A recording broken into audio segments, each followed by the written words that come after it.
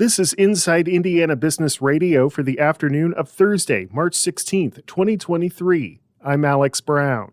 A paint developed at Purdue University that was recognized by Guinness World Records as the world's whitest paint was named the winner of the 2023 Innovation Award at the South by Southwest conference this week.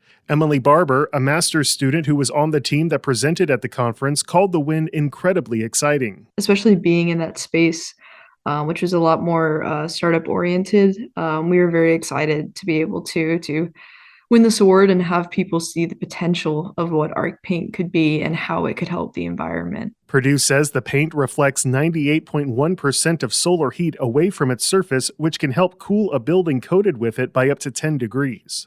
The team at Purdue is currently working toward commercializing the paint, and Barber said the win at South by Southwest will help achieve that goal. Even down in South by Southwest, we talked with tons of different people who had connections within the paint industry that were very interested about seeing how this could develop further at a commercial scale. I think not only could it help it get to that piece faster, but I also think that if the world's already heard about it, they're going to want to buy it. And they're going to know it exists and they're going to get excited about it. Purdue says patent applications have been filed for the paint formulation through its Office of Technology Commercialization. Indianapolis-based Elevate Ventures is launching a 3-day conference designed to spark innovation by bringing together hundreds of companies, entrepreneurs, universities, and investors from different industries.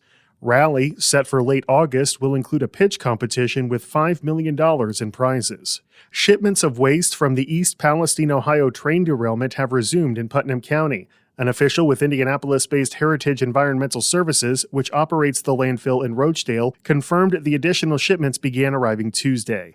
Shipments were paused after Governor Eric Holcomb ordered testing of the materials coming to Indiana from Ohio. From the number one source for Indiana business news, this is Inside Indiana Business Radio. Get ready, Southwest Indiana. We're headed your way. IBJ Media, Inside Indiana Business, and the Indiana Economic Development Corporation invite you to the second annual Engage Southwest Indiana event presented by Indiana University and Old National Bank, Tuesday, April 11th at the Old National Events Plaza in Evansville. We'll be diving into regional and statewide initiatives with a focus on talent, education, and issues shaping our economy. It's all about advancing the future of Indiana. More at ibj.com/engage.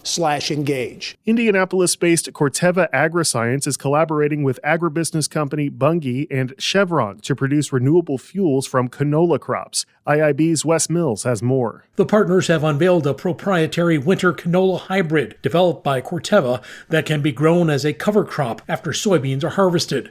They say it can also be planted after a cotton crop, so they intend to market the new seed to farmers in the southern U.S.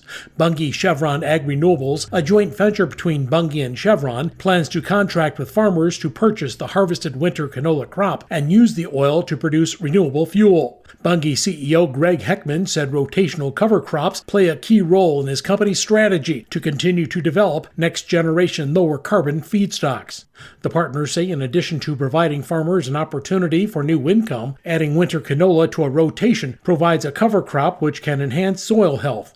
A pilot program is expected to be conducted in the 2022-23 growing season.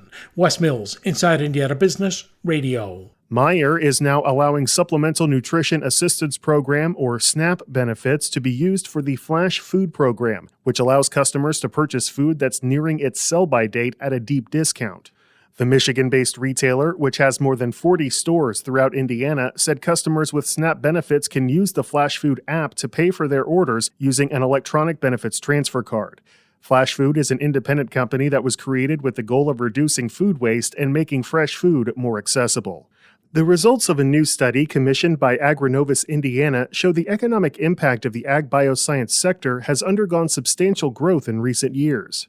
The study revealed the industry grew by $6 billion from 2018 to 2021, bringing its direct annual impact to more than $58 billion. Agrinovus CEO Mitch Frazier said the industry saw growth in the face of strong headwinds. Food, animal health, plant science, ag tech, and production ag all posted growth.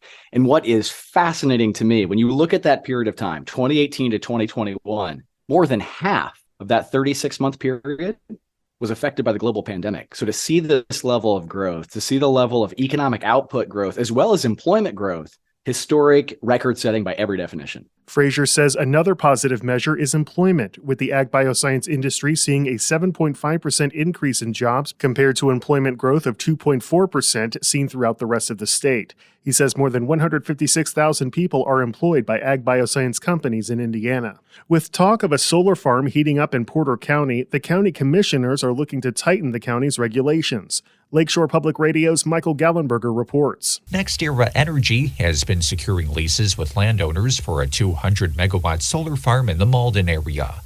Now the commissioners are asking the Advisory Plan Commission to repeal or revise a part of the Unified Development Ordinance dealing with solar farms. Commissioner Jim Biggs feels that right now, development is out of control. We could very well be, waking up, 5 or 6 years from now and the southern part of our county look like something out of a sci-fi movie. But County Attorney Scott McClure does not believe any potential changes would apply to land already under contract. Depending on the lease, depending on the land, depending on the zoning, those things did not need additional zoning approval. Biggs says that puts the county at a huge disadvantage since it has no way of knowing how much land has already been leased.